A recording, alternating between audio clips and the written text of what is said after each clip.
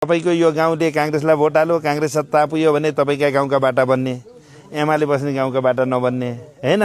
एमाले को सरकार बन्यो, एमाले का गाउँमा जाने बाटा बन्ने, कांग्रेस बस्ने भोट दिएका नबन्ने। हामी यो नीतिको कम्प्लिटली विरुद्ध छौं।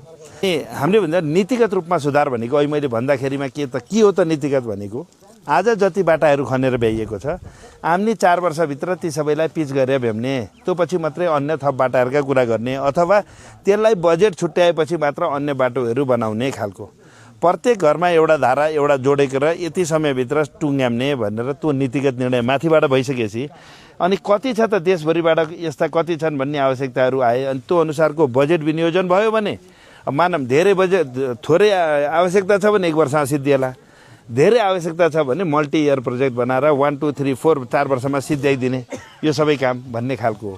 त्यही भएर हाम्रोमा के छ अहिलेसम्म भने व्यक्ति अनुसारको नीति विकासको अवधारणा। म पावरफुल मन्त्री भएर यहाँबाट भने बजेट बनाउने बेलामा मेरोतिर मैले बजेट बढी हाल्ने, जस्तो यो वर्षको जब बजेट आउँदै गर्यो सबभन्दा ठुलो विवाद के भयो, तपाईहरू सबै मान्नेहरू चाहिँ उफ्रिँदै थिए संसदमा, सुन्नु पनि भयो होला। किनभने हामीसँग कुनै नीतिगत निर्णय नै छैन, जे गरे पनि हुने हैन। शेरबहादुर देउवाजीले र ओलीजीले के गर्नुभयो, आधा जस्तो उहाँले झापा पुर्याउनु भयो, आधा जस्तो डडेलधुरा पुर्याइदिनु भयो। हो, यो त मैले बोले होइन नि, संसदमा सबै मान्नेहरूले चर्का सरले कराएको त तपाईँले सुन्नुभएको थियो। बजेट जति दुई ठाउँमा मात्र पठाएर चाहिँ देशको विकास हुन्छ भन्ने उहाँहरूको सोचाइ भने कति सोचाइ सङ्कीर्ण सोचाइ हो। देशका सबै व्यक्तिहरू त्यत्रो ओहदामा बसेका मान्छेहरू, कुनै पार्टीका सभापति, कुनै प्रधानमन्त्री अथवा पूर्व प्रधानमन्त्री भएर बसेका मान्छेहरूले चाहिँ सबै जनता मेरा हुन्, यो जनता नेपाली जनता हुन् र म यिनको लिडर हो भन्ने त्यो भावना चाहिँ लिएर आउन पर्छै पर्दैन।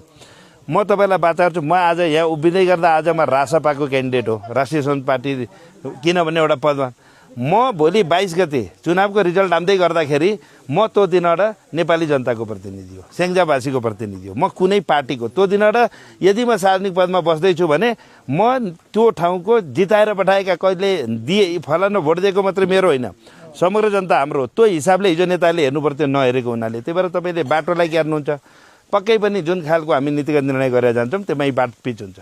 यदि तपाईँलाई आज मेरो ठाउँमा उभिएर आज अन्य कुनै पनि सङ्घीय सांसदको उम्मेदवारले भनिदिन्छ ए ल दिनुहोस् यो बाटो त म पिच गरिदिन्छु भन्छ भने नि, हिजो नि ढाँटेको छ, मुख पनि देखाउँदैन, अर्को चुनाव फेरि आउँछ, फेरि त्यही ढाँटेर जान्छ।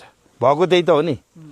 सङ्घीय सांसदको काम के हो तपाईँले भोट हाल्दै गर्दा बुझ्नु पऱ्यो। यस्ता व्यक्ति पठाउनुहोस् जसले चाहिँ नीति निर्माणको कामहरू गर्न सकोस्, जसले यो देशको संविधानलाई बुझेको छ, संविधानले मागे अनुसारका कानुनहरू, संविधान मूल कानुनलाई गर्नलाई सपोर्ट गर्ने कानुनहरू बन्नु परेन हैन, जसमा हाम्रो क्लियरिटी छैन। स्थानीय तहलाई के अधिकार, बरु हामीले गर्ने के हो भने यस्ता यी ठाउँका बाटाहरूको चाहिँ कुन बाटोको